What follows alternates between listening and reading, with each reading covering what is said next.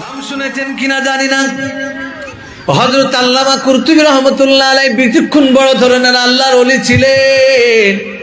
এক নয় দুই নয় 40,000 মুরিদের পীর সাহেব ছিলেন। তিনার কাজ এত পরেশগার মুত্তাকিন, কিন্তু তিনি যখন দুনিয়ার বুক থেকে চলে যাচ্ছেন, তিনার মুখ দিয়ে কলেমা নসিব হয় না। তিনার মুখ দিয়ে কলেমা নসিব হচ্ছে না। তিনার সন্তানেরা বলছে, আব্বাজান আপনি কলেমা পড়ুন, আব্বাজান আপনি কলেমা পড়ুন। চিৎকার করে বলে, একবার না বলে উঠলেন।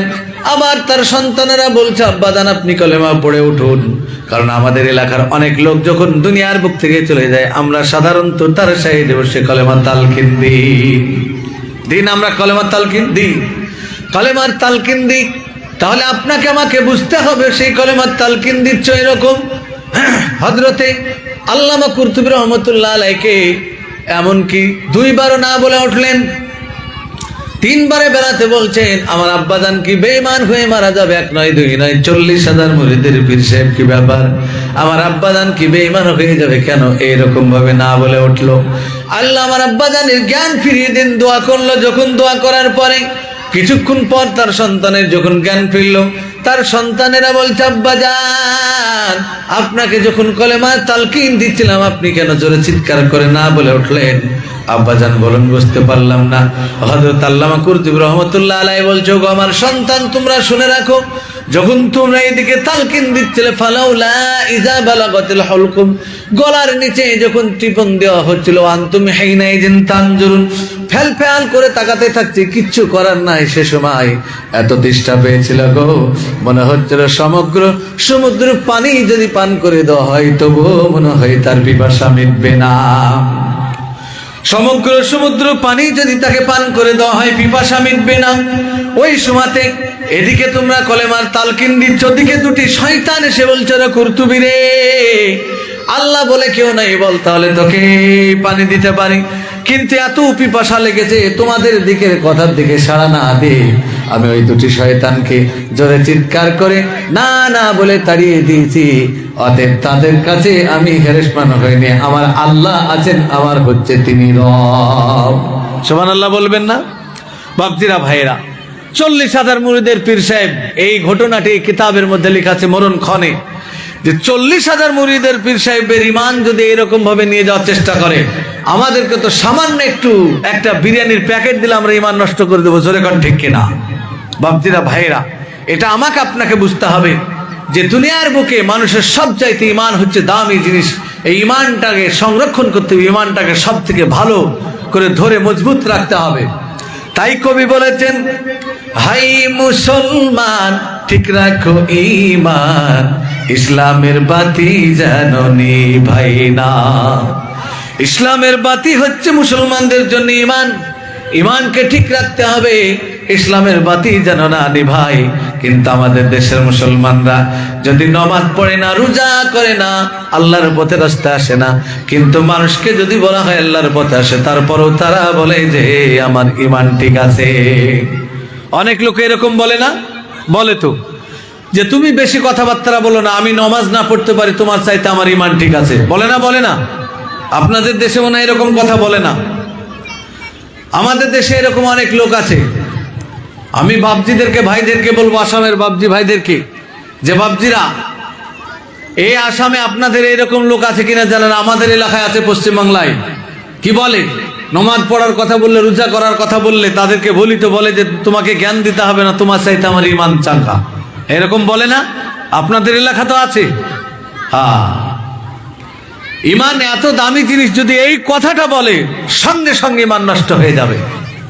আমি বুঝতে পারি ঈমান মানুষের হাতের লাড়ু না, এটা ছেলে খেলামো জিনিস পেয়েছে যে হ্যাঁ আমি নামাজ না পড়লে আমার ঈমান ঠিক আছে। এটা যারা বলে তারা একদম পাক্কা মূর্খের মধ্যে পড়ে, কারণ তাদের জানাই নাই এই কথা বললে সঙ্গে সঙ্গে যদি কিঞ্চিত পরিমাণ ঈমান থাকে সেটাও নষ্ট হয়ে যাবে। বুখারী শরীফের হাদিস, আল্লাহর নবী তিনি বলেছেন যে মহিলারা 4টে জিনিস মানতে পারবে। কয়টা জিনিস বললাম?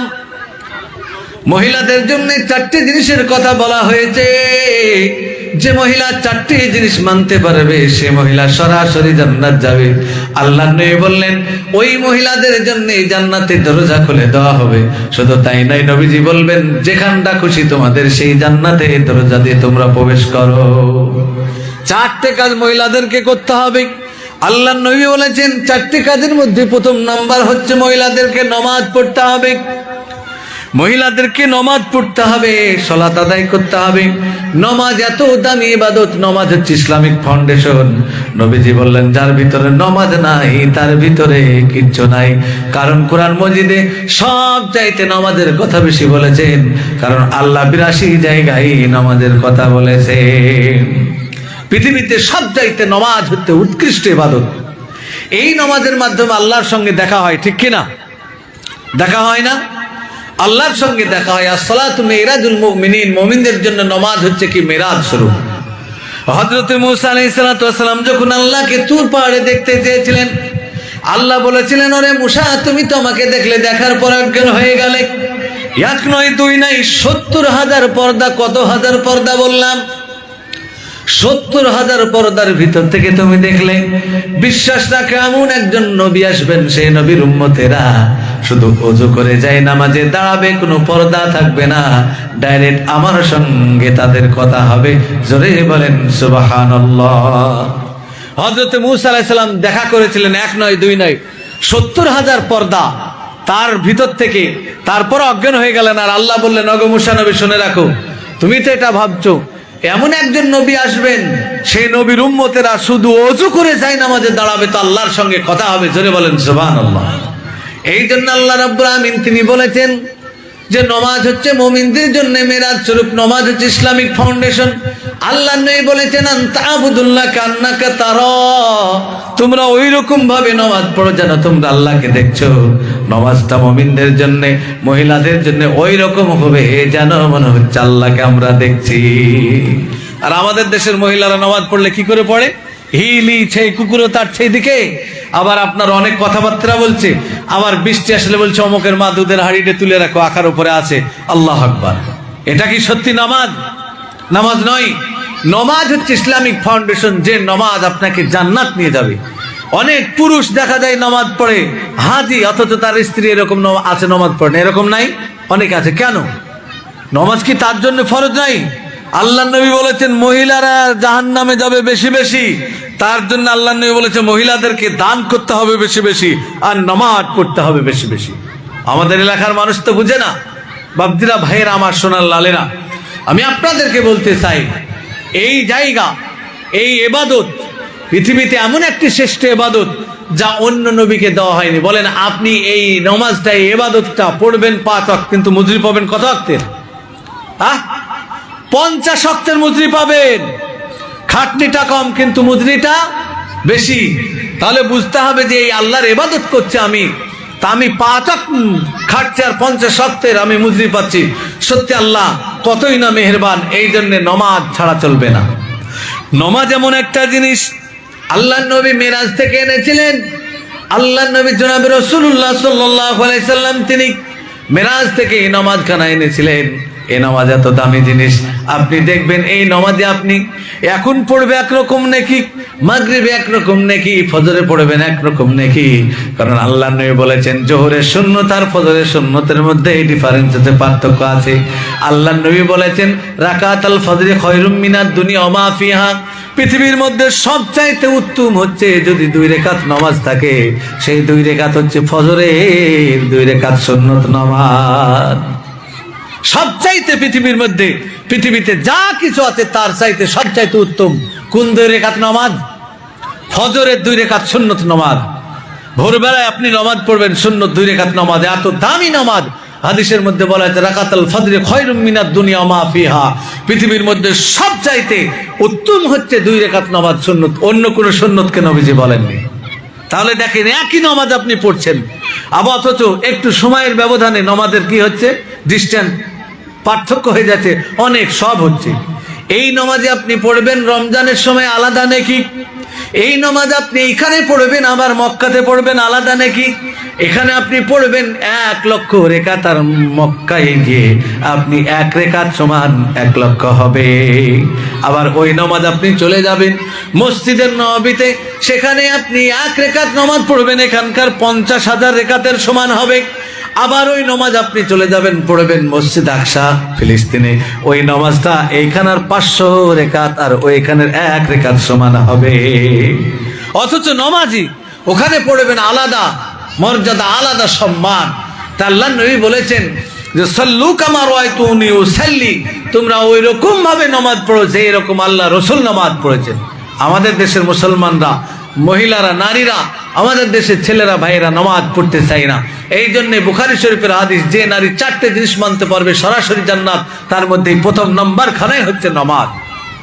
আল্লাহর নবী নামাজ পড়তেন, পায়ের গিঁটগুলো ফুলে যেত। হযরত আয়েশা সিদ্দিকা রাদিয়াল্লাহু তাআলা আনহা বলতেন, নবীজি আপনি রাসূল, আপনি কেন এত নামাজ পড়েন? নবীজির ওযু করা লাগতো না, কারণ নবীজি যখন ঘুমাতেন তারপরে উঠে ওযু করা লাগতো না, কারণ আল্লাহর নবী তিনার শরীর ঘুমালে তিনার কাঁধ জেগে রাখতো। জোরে বলেন সুবহানাল্লাহ। হাদিসের মধ্যে বলা হয়েছে নবীজির কাঁধ জেগে থাকতো, এই জন্য ঘুমানোর অবস্থায় আল্লাহ রাসূল, আমরা যেমন ঘুমিয়ে যাই তারপরে ওযু করি, কিন্তু নবীজিকে ওযু করা লাগতো না। আল্লাহর নবী তিনি বলতেন, ওগো শুনে রাখো, আমি নামাজ না পড়লে আল্লাহ আমাকে যারা পরিমাণ জিজ্ঞাসা করবে না, কিন্তু যে নামাজখানা আমাকে দিয়েছে উপঢৌকন হিসাবে মেরাজ থেকে এনেছি, বিশ্বাস করে এই নামাজ আমি যতক্ষণ দাঁড়াই ততক্ষণ আমার আল্লাহর সঙ্গে ডাইরেক্ট কথা হয়। জোরে বলেন সুবহানাল্লাহ। আল্লাহর সঙ্গে কথা বলার মাধ্যম কি, সিস্টেম কি? নামাজ। এই নামাজ এমন একটা দামি জিনিস, আপনি আল্লাহর সঙ্গে ডাইরেক্ট কথা বলছেন। যখন আপনি বলবেন আলহামদুলিল্লাহি রাব্বিল আলামিন, আল্লাহ সঙ্গে সঙ্গে উত্তর দিবেন। যখন আপনি বলবেন আর রহমানির রহিম, আল্লাহ উত্তর দিবেন। মালিক ইয়াউমিদ্দিন, আল্লাহ উত্তর দিবেন। আল্লাহ বলছেন, বান্দারে যখন তোমরা সূরা ফাতিহা নামাজের মধ্যে পাঠ করো, আমি আল্লাহ ওই সূরা ফাতিহার বদলে আমি আল্লাহ তোমাদেরকে আমি উত্তর দিই। জোরে বলেন সুবহানাল্লাহ। এই নামাজ এত দামি জিনিস, আল্লাহ নবী পড়তেন। হযরত ওসমান গনি 2 রেকাত নামাজে গোটা কোরআন খতম করে দিতেন। প্রথম রেকাত 1 পারা, দ্বিতীয় রেকাত 1 পারা নামাজ পড়তেন এত লম্বা করে। কিন্তু আমাদের দেশের কোনো ইমাম সাহেব যদি লম্বা চওড়া কেরাত করে, তাহলে আমরা পিছন থেকে করে সিগন্যাল দিই, তাড়াতাড়ি নামাজটা পড়িয়ে দে। আমরা বলি না, সিগন্যাল দে, তাড়াতাড়ি গাড়ি চালান, আমার আবার কাজ আছে। কিন্তু নামাজ হচ্ছে একদম ধীরে সুস্থে নামাজ পড়তে হবে, সিস্টেমের মধ্যে নামাজ পড়তে হবে। অথচ আমরা মুসলমান, আমাদের নামাজ সেই রকম থাকে না। এই জন্য মা বোনদেরকে বলবো, নামাজ আপনারা পড়বেন ইনশাল্লাহ। নামাজ হচ্ছে সব থেকে দামি জিনিস পৃথিবীর মধ্যে, সব চাইতে। হযরত ওসমান গনি 2 রেকাত নামাজে গোটা কোরআন খতম করে দিতেন। হযরত ইমাম আজম আবু হানিফা রাহমাতুল্লাহ আলাইহি প্রত্যেক দিনের সাথে ওযু করতেন, করার পরে প্রত্যেক দিনের সাথে ওযু করতেন, করার পরে তিনি ফজরের নামাজ পড়তেন। এইরকম করে 1 নয় 2 নয় 36 বছর নামাজ পড়েছেন। 36 বছর। ইমাম আজম আবু হানিফা এত বড় আপনার পণ্ডিত, ফাকিহ, মুহাদ্দিসিন ছিলেন। তিনি সত্যি বুঝতে পেরেছেন যে তিনি প্রত্যেক দিন নামাজ পড়তে পড়তে সময় হয়ে যেত, ওই ওযুতে আবার ফজরের নামাজ পড়তেন, নামাজ ছাড়েন নাই। আর আমাদের মুসলমানরা, নামাজের কোনো গুরুত্ব নাই। আজকে মুসলমানরা লাঞ্ছিত, অপমানিত, পদদলিত, মার খাওয়ার কারণে হচ্ছে মুসলমানদের নামাজ ঠিক নাই। আল্লাহ নবী বলেছেন, যখন মুসলমানদের নামাজ ঠিক থাকবে তখন গোটা পৃথিবী মুসলমানদের হাতে আসবে। যতক্ষণ পর্যন্ত মুসলমানের নামাজ ঠিক না হবে ততক্ষণ পর্যন্ত এই মুসলমানরা মার খাবে, কারণ এই মুসলমানদের নামাজ ঠিক নাই। আমরা মসজিদের জন্য কান্না করি, বাবরি মসজিদ ভেঙে গেল, আমরা বলে অন্য মসজিদ ভেঙে গেল। বিশ্বাস করেন আল্লাহ, এটা আপনাদের উপরে গজব। আল্লাহ বলেছেন, যখন আমি রাগান্বিত হই, হযরত মুসা আলাইহিস সালাম বলেছিলেন, আল্লাহ আপনি রাগলে জানবো কি করে? বলে, যদি আমি রাগান্বিত হই, সর্বপ্রথম জেনে রাখবি আমি তোদের মাথার উপরে বা আমার বান্দা বান্দির মাথার উপরে আমি কাফের বেঈমান জালিম বাদশা নিযুক্ত করে দেব। যদি আমি রাগান্বিত হই তাহলে মাথার উপরে আমি জালেম বাদশা নিযুক্ত করে দেব। বর্তমান জামানায় তাই হয়েছে। তারপর আমরা বলছি আমাদের মসজিদ নিয়ে নিল, নিবেই তো মসজিদ, নিবেই তো। এখানে অনেক গ্রাম আছে, অনেক পাড়া আছে, অনেক বাড়ি আছে, কয়টা লোক যাচ্ছে নামাজ পড়তে? বুকে হাত দিয়ে একবার বলেন। মসজিদ তো আছে, তাবলিগের লোক দিন রাত খাটছে নামাজের জন্য, ভাই আসেন আসেন, অথচ যতদিন থেকে আল্লামা ইলিয়াস রহমতুল্লাহ আলাইহি তাবলিগের কাজ শুরু করেছেন, যদি মানুষ মানতো তাহলে আমার মনে হয় এতদিন আর তাবলিগ করা লাগতো না। কিন্তু মানুষ মানে নাই। আমাদের লোক এখানে আসছে, আসামের লোক আমাদের এলাকায় যাচ্ছে, দূর দূরান্ত থেকে, গুজরাট, কোথায়, সুরাট, বোম্বে, মহারাষ্ট্র, সব জায়গা থেকে তাবলিগের লোক আসার পরেও কি করে, তারা দিন ইসলামের দাওয়াত দেয়, নমাজের কথা বলে, তারপরেও বুঝে না। বাপজিরা, ভাইয়েরা আমার, সোনালালেরা, এই জন্য নমাজ কঠিন দামি জিনিস, নমাজ পড়তে হবে। আপনি যদি নমাজ পড়েন, আপনি যদি ইবাদত করেন, আল্লাহ আপনাকে রক্ষা করবেন। কারণ আল্লাহ বলেছেন, মান কানা লিল্লাহি কানা আল্লাহু লাহু, যে ব্যক্তি আমার হয়ে যায় আমি তার হয়ে যাই, আল্লাহ নবী বলেছেন। আর আল্লাহ বলেছেন, ইয়া আইয়ুহাল্লাযীনা আমানু ইন তানসুরুল্লাহ, হে আমার ঈমানদার বিশ্বাসী বান্দাগণ, যদি তোমরা আমাকে সাহায্য করো আমি আল্লাহ তোমাদেরকে সাহায্য করব। ওয়া ইউসাব্বিত আকদামাকুম, আর আমি তোমাকে প্রতিষ্ঠিত করে রাখবো। পৃথিবীর কোনো শক্তি নেই যে তোমাকে সরিয়ে দেবে, পৃথিবীর কোন শক্তি নেই যে তোমাকে সরিয়ে দেবে। সত্যি যদি আমরা আল্লাহওয়ালা হই, আল্লাহ আমাদেরকে রক্ষা করবেন না করবেন না? ভাই করবেন, 100% শিওর। কারণ আল্লাহ আমাদেরকে রক্ষা করবেন, কিন্তু আমরা আসলে আল্লাহকে মানতে পারিনি, ঠিক কিনা? আল্লাহকে মানতে পারিনি, যার কারণে আল্লাহ আমাদের উপরে মাঝে মধ্যে গজব আযাব দিয়ে পরীক্ষা করে। যদি নবীজি দোয়া না করতেন, আল্লাহ আমার উম্মতির উপরে গজব আযাব দিও না, তাহলে আল্লাহ কব্বি শেষ করে দিত। অনেক নবীর উম্মতিকে শেষ করে দিয়েছেন, হযরত লূত আলাইহিস সালামের উম্মতিকে শেষ করে দিয়েছেন, এইরকম অনেক নবীর উম্মতিকে শেষ করে দিয়েছেন। কিন্তু শুধু আমার আপনার নবী দোয়া করার কারণে আল্লাহ আমাদেরকে শেষ করেন না, আমরা এখনো বেঁচে আছি। আল্লাহ আমার উম্মতিরা যদি কোনো রকমের আল্লাহ খারাপ কাজ করে থাকে, গুনাহ করে ফেলে, আমার উম্মতিকে আপনি ধ্বংস করে দিয়েন না। কারণ নবীজি এত মহব্বত করতেন উম্মতিকে। হাদিসের মধ্যে এসেছেন, তিনি দুনিয়াতে এসেছেন ইয়া উম্মতি বলে, আবার তিনি যখন শেষ বেলায় ইন্তেকাল করেছেন উম্মতি বলেই। আবার হাদিসের মধ্যে এসেছে, যখন আল্লাহর নবী কবরে হযরতে জিবরিল আমিন জোরে আপনার পাখা দিয়ে বাড়ি দিবে, সঙ্গে সঙ্গে তিনি কবর থেকে উঠবেন, তাও তিনি ইয়া উম্মতি বলে। উম্মতের জন্য কঠিন চিন্তা ভাবনা করেন। আর সেই উম্মত আমরা আজকে রসুলকে চিনতে পারিনি, বুঝতে পারিনি। আল্লাহর নবী তাই বললেন, যখন তোমরা নামাজ পড়বা, যদি বারহাক সত্যি আল্লাহর ইবাদত করো, আল্লাহ তোমাকে সাহায্য করবে। কিন্তু আমরা বুঝতে পারিনি, যার কারণে আল্লাহ আমাদেরকে সাহায্য করে না। কিন্তু তবু দেখাই, ফিলিস্তিনে বিশাল কষ্টের মধ্যে একটা বাচ্চা আর্তনাদ করছে, আল্লাহ তাকে রক্ষা করলেন। 1 নয় 2 নয়, 17 দিন পর বাচ্চাটাকে উদ্ধার করলেন। আল্লাহ বলছেন, বান্দা বান্দিরে চিন্তা করো না, আমি পৃথিবীতে এমন কিছু নিদর্শন দেখে দিব যে সত্যি বারহাক তোমরা বুঝতে পারবে যে আল্লাহ রাব্বুল আমিন গায়বী মদত করছেন। যদি আমরা বিশ্বাস রেখে আল্লাহকে সহযোগিতা করি, আল্লাহ বলছেন, ওই সাব্বিত আকদামাকুম, আমি তোমাকে প্রতিষ্ঠিত করে রাখবো। পৃথিবীর কোনো শক্তি নেই যে তোমাকে সরিয়ে দিবে। সত্যি যদি আমরা আল্লাহওয়ালা হই, আল্লাহর যদি ইবাদত করি, আল্লাহ রাব্বুল আমিন তিনি আমাদেরকে সহযোগিতা করবেন না? যদি আমরা আল্লাহওয়ালা হই, আল্লাহকে যদি সহযোগিতা করি, আল্লাহ আমাদের কাছ থেকে কিসের সহযোগিতা নেবেন? আল্লাহ যদি সহযোগিতা আমাদের কাছ থেকে নেন, তাহলে নেবেন কিসের ইবাদত?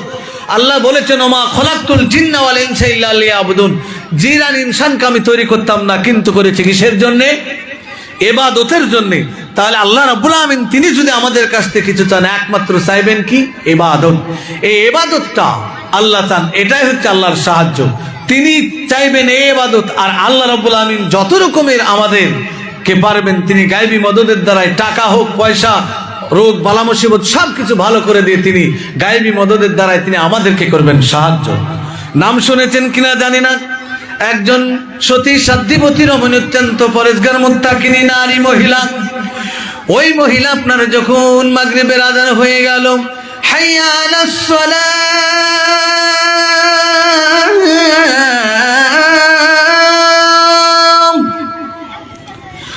হাইয়া আলাস সালাহ,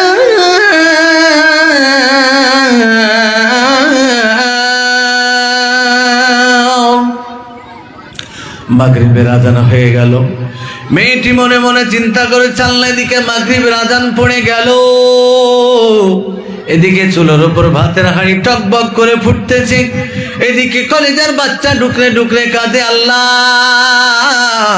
এদিকে মসজিদে নামাজের আজান পড়ে গেল। মাবুদ রব্বুল আলামিন, এখন তো আমার কাজ সব হারাম হয়ে যাবে, আমাকে নামাজ পড়তে হবে। ওই মহিলাটা চিন্তা করলো, বাড়িতে কেউ নাই, ছোট্ট বাচ্চা সবে মাত্র হামপুর পাড়তে শিখেছে, আমি এই বাচ্চাটাকে দিই, ওই বাচ্চাটাকে দিই বলে ওইখানে রেখে সঙ্গে সঙ্গে আল্লাহর কি কাজ, ওই জায়গায় বাচ্চাটাকে রেখে নামাজ পড়তে চলে গেলেন। আর বললেন, আল্লাহ আপনার ইবাদত করতে গিয়েছে, আল্লাহ আপনি আমার বাচ্চাকে দেখভাল করবেন। কাঠের আগুন আকার ভিতরে, চুলোর ভিতরে দাও দাও করে জ্বলছে। ওই মহিলাটি যেমনি নামাজ পড়ছে, আপনার আল্লাহর কি কাজ দেখবেন, যার ঘরে মাল থাকে তার ঘরে চোর চুরি করে, যার কাছে ঈমান থাকে তার কাছে শয়তান যায়, যার কাছে ঈমান থাকে না তার কাছে শয়তান যায় না। বেচারে আল্লাহর কি কাজ, ওই জায়গাতে আপনারা গিয়ে শয়তান ধাক্কা মেরে জ্বলন্ত আকার ভিতরে বাচ্চা ছেলেটিকে ফেলে দিয়েছে। কাঠের ভিতরে আপনার কাঠের আগুন চুলোর ভিতরে দাও দাও করে জ্বলছে। ওই মহিলাটি নামাজ পড়ে ধীরে সুস্থে, খুবই ধীরে সুস্থে নামাজ পড়ে। আমাদের এলাকার মানুষ তো খুবই তাড়াহুড়া করে নামাজ পড়ে, অথচ আল্লাহর নবী বললেন, এমন ভাবে নামাজ পড়ো যেন তুমি আল্লাহর কুদরতি পায়ে সিজদা করছো। চিন্তা করতে হবে, নামাজকে শুদ্ধ করার 10টা টিপস আছে। কয়টা টিপস বললাম? 10টা। তার মধ্যে প্রথম আপনাকে ভাবতে হবে যে আল্লাহ আমাকে দেখছে, আমি আল্লাহকে দেখছি, তবেই আপনার নামাজের উপরে কি আসবে? মনোযোগ আসবে। আল্লাহকে আমি দেখছি, আল্লাহ আমাকে দেখছে, এই চিন্তা ভাবনা নিতে হবে। যখনই আপনি এই চিন্তা ভাবনা নেবেন, অটোমেটিক আপনার নামাজের উপরে মহব্বত আসবে। হাদিসের মধ্যে এসেছে, যতক্ষণ আপনি রুকু সেজদাতে থাকবেন আপনার গুনাহগুলো ঝরে ঝরে পড়বে। জোরে বলেন সুবহানাল্লাহ। এই জন্য রুকুতে সেজদাতে বেশি করে থাকতে হবে। আমাদের এলাকার মানুষ তো বাহ তাড়াহুড়া নামাজ পড়ছে, উঠছে চলে যাচ্ছে, এরকম নামাজ নয়। ওই মহিলাটি খুবই ধীরে সুস্থে নামাজ পড়ে, ধীরে সুস্থে নামাজ পড়ে চলে আসলেও, আসার পরে মহিলাটি হন্তদন্ত হয়ে খুঁজে কোথাও নাই।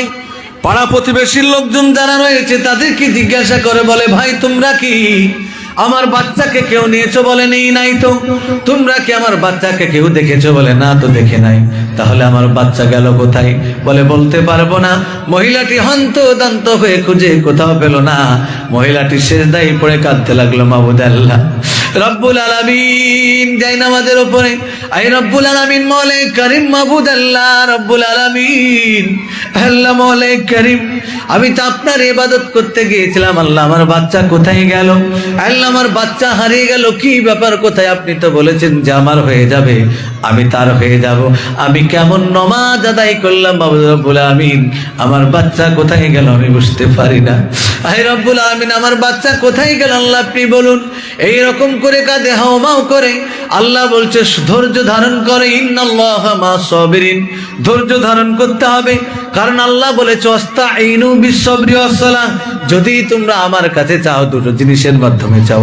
আল্লাহ বললেন প্রথম নাম্বার হচ্ছে বিস-সাবরি ওয়াস-সালাহ, প্রথমে তোমরা ধৈর্য ধারণ করো, দ্বিতীয় নামাজের মাধ্যমে চাও।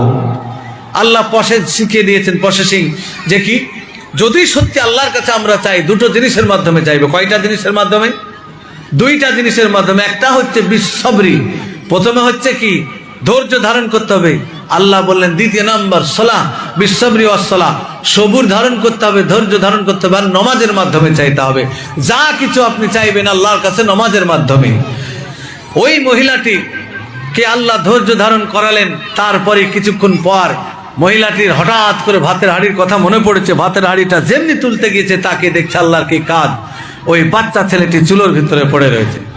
মহিলাটির ভাতের হাঁড়িতে আপনার ভাতের হাঁড়ি হাত থেকে পড়ে গেল, পড়ে গিয়েছে। মায়ের জান ভাবছে বাচ্চা পড়ে মনে হয় শেষ হয়ে গিয়েছে। সঙ্গে সঙ্গে বিসমিল্লাহির রহমানির রহিম বলে হাত পুড়ে দিয়েছে। আপনার যেমনি হাত পুড়ে দিয়েছে, বাচ্চাটিকে কোলে তুলে নিয়েছে, হাত পুড়ে দিয়ে যেমনি হাত পুড়ে দিয়েছে, আর আপনার আগুনের কাজ তো পোড়া, আগুনে আপনার ঝলসে গিয়েছে মহিলার 2 হাতে এই পর্যন্ত, যেমনি ঝলসে গিয়েছে মহিলাটি হাতের জ্বলন না বুঝতে পেরে তার বাচ্চার দিকে, মহিলাটি বাচ্চা ছেলেটিকে নিয়ে আতঙ্কে কাঁদছে। মাবুদ আল্লাহ, কয়েক সেকেন্ড হাত ভরার কারণে আমার যদি হাত দোকান ঝলসে যায়, পড়ে যায় মাবুদ গো, তাহলে আমার বাচ্চা কতক্ষণ আগে পড়েছে জানি না মাবুদ, আমার বাচ্চার কি হতে পারে, এই চিন্তা ভাবনা করে মহিলাটি কাঁদছে। আল্লাহ বলছো জিবরিল আমিন, ও জিবরিল আমিন তুমি যাও, যেমন কুন ইবাদাও সালামুন ইব্রাহিম, আমি হযরতে খলিল ইব্রাহিম খলিলুল্লাহ আমার দোস্তকে আমি যেমন আগুনের কুণ্ডু থেকে বাঁচিয়েছিলাম, নমরুদ আগুনের কুণ্ডু বানিয়েছিল, আমি সেই আগুনের কুণ্ডু থেকে বাঁচিয়েছিলাম, এই বাচ্চাটিকেও বাঁচিয়েছি, বাচ্চার জবানটা খুলে দাও। মেয়েটি কাঁদছে, আল্লাহ আমার কি ইবাদত কবুল হয়নি, আমার কি নামাজ কবুল হয়নি, আমি কি সত্যি কিছুই জানি না মাবুদ আল্লাহ, আমার বাচ্চা কেন পড়ে গেল, আপনি তো বলেছিলেন যে আমার হয়ে যাব, আমি তার হয়ে যাব, আল্লাহ আমি কেমন ইবাদত করলাম জানি না মওলাই করিম রব্বুল আলামিন, বুঝতে পারলাম না রব্বুল আলামিন, আই মওলাই করিম আমার কি হবে আমি জানি না। আল্লাহ বলছে বান্দা শুনে রাখো, ও বান্দা তুমি ধৈর্য ধারণ করো, তুমি নৈরাশ হয়ো না, লা তাকনা তুমি রহমতিল্লাহ, তোমরা আল্লাহর রহমতের ছায়ার তলা থেকে নৈরাশ হয়ো না। সঙ্গে সঙ্গে জিবরিল আমিন ওই বাচ্চাটার জবান খুলিয়ে দিল। বাচ্চা ছেলেটি বলছে, মা জনম দুঃখিনী মা গো, তুমি কেঁদো না, কেঁদো না, তাকিয়ে দেখো, আল্লাহর কসম করে বলি মা গো, তাকিয়ে দেখো, একটা গায়ের লোম পশম পর্যন্ত পড়ে নাই। জোরে বলেন সুবহানাল্লাহ। কে রক্ষা করেছিল? আল্লাহ রাব্বুল আমিন। সত্যি যদি আমরা ওই রকম নামাজ পড়ে আল্লাহকে যদি ভালোবাসি, 100% আল্লাহ আপনাকে আমাকে রক্ষা করবে। কিন্তু আমরা তো সেই রকম নামাজি না। আমাদের নামাজ আলাদা। এখন দাদু লাতিকে বলেছে নামাজ পড়, তো দাদু তাবলিগ জামাত করে, তো দাদুকে বলেছে নামাজ পড়, তো ও লাতি বলেছে নামাজ পড়বো, তো কি দিবা তুমি? সে জামানায় সব থেকে আপনার বড় লোক বা আপনার ধনী ব্যক্তি বলা হতো যাদের গরু থাকতো, নাঙ্গল বলেন তো আপনারা, সেই নাঙ্গল থাকতো তাদেরকে। তেমন তো অবস্থায় বলেছে ঠিক আছে পড়বো। দাদু কি দিবা? তো তুই 40 দিন যদি জামাতের সঙ্গে নামাজ পড়তে পারিস তোকে হালের বলদ দিব। ঠিক আছে, ও বেচারে 40 দিন নামাজের কথা বলেছে, হালের বলদ, ঠিক আছে আমি। এবার 40 দিন আপনার হালের বলদের কথা বলেছে, দেখছে তাকে প্রত্যেক মুসল্লির আগে আর ইমামের পিছনে নামাজ পড়ে, একবারে কঠিন ভক্তি নামাজে, বিশাল নামাজে ভক্তি, নামাজ পড়েই যায়, নামাজ পড়েই যায়, নামাজ পড়েই যায়। তারপরে 39 দিন বলছে, দাদু আর একদিন বাকি আছে হালের বলদ, কিন্তু তোমাকে দিতে হবে। ওর দাদু বলছে, আরে আমি অবর্তমানে তো তোর বাপেরাই সব পাবে, আমি কি আসলে দিব? যাতে নমাজের নিশা হয় এই কারণে আমি বলেছি, তাই আমি জানি তুমি দিবা না, এই কারণে আমি নমাজ পড়েছি, কিন্তু একদিন অজু করিনি, বিনা অজুতেই নমাজ চালিয়েছি। এরকম যদি 40 বছর কেন, 40 দিন কেন, 40 বছর যদি নমাজ পড়ে, নমাজ কাজে লাগবে না। নমাজটা এত দামি জিনিস। বলছিলেন আমার আগে প্রাক্তন এক বক্তা মৌলানা হাফেজ ইমতাজুল ইসলাম ভাই, যে কি নমাজ এমন একটা দামি জিনিস যে নমাজের প্রথম শর্তে হচ্ছে, নমাজ যেমন জান্নাতের চাবি, তেমনি নমাজের চাবি হচ্ছে অজু। as-সালাতু মিফতাহুল জান্নাত, as-সালাতু মিফতাহুত তাহুর। আর অজু হচ্ছে নমাজের চাবি। অজু ছাড়া নমাজ হবে না, পবিত্র ছাড়া নমাজ হবে না। কেউ যদি বলে আমি পবিত্র হব না, এমনি নমাজ পড়বো, জিন্দেগিতে হবে না। কারণ আল্লাহর সঙ্গে দেখা করতে গেলে, আপনাকে কথা বলতে গেলে, সাক্ষাৎ করতে গেলে কি করতে হবে? পবিত্রতা অর্জন করতে হবে, পবিত্রতা অর্জন করতে হবে বাবজিরা ভাইরা। তাই এইরকম নমাজ যদি 40 বছর পরে কোনো কাজে লাগবে না, সঠিক নমাজ পড়তে হবে। যে নমাজ হযরতে আল্লাহ নবী পড়েছেন, আবু বকর পড়েছেন, উসমান পড়েছেন, অনেক সাহাবীগণ যে নমাজ পড়েছেন, সেই নমাজে এমন ভাবে তিনারা নমাজ পড়তেন, নমাজের উপরে দায়িত্ব। হযরত আলী নমাজ পড়েছেন, হযরত আলী কারিমুল্লাহ নমাজ পড়েছেন। নমাজ পড়ার পরে তিনি যুদ্ধে গিয়ে তীর ভুকে গিয়েছে। ও মা বোনদেরকে বলছে, আপনারা কথা বলছেন কেন? এর আগেও দেখলাম যিনি ছিলেন আমার আগে ইমতাজ ভাই, তিনিও বলেছেন পৃথিবীর মধ্যে সবচাইতে মা বোনেরা হচ্ছে, কথা বলবেন না। এখানে নেকির জায়গা, হাদিস কোরআনের জায়গা, কথা শুনতে এসে যদি কথা বলেন তাহলে ভালো লাগে কি করে? তা আমি আপনাদেরকে বলবো, মা বোনদেরকে আপনারা চুপ থাকুন, কথা বলবেন না। যেখানে কোরআনের কথাবার্তা হয়, হাদিসের কথাবার্তা হয়, আল্লাহ বলেছেন তোমরা শুনো এবং চুপ থাকো। যদি শুনো চুপ থাকো তবিল আল্লাকুম তুরহামুন, তোমাদের উপরে আল্লাহর রহমত দয়া বর্ষণ হবে। আর যদি চুপ না থাকেন তাহলে আল্লাহর গজব অবতীর্ণ হবে। তা আপনি ব্যবসায় এসেছেন, এখানে আমরা সবাই ব্যবসায় এসেছি। কিসের ব্যবসা? আখিরাতের ব্যবসা। এই ব্যবসা যদি আমরা লাভ না করতে পারি তাহলে আমাদের ব্যবসা করে লাভ কি? লস যদি নিয়ে যাই। মা বোনদেরকে বলছি আপনারা কথা বলবেন না, একজন মা বোনেরা কথা বলবেন না।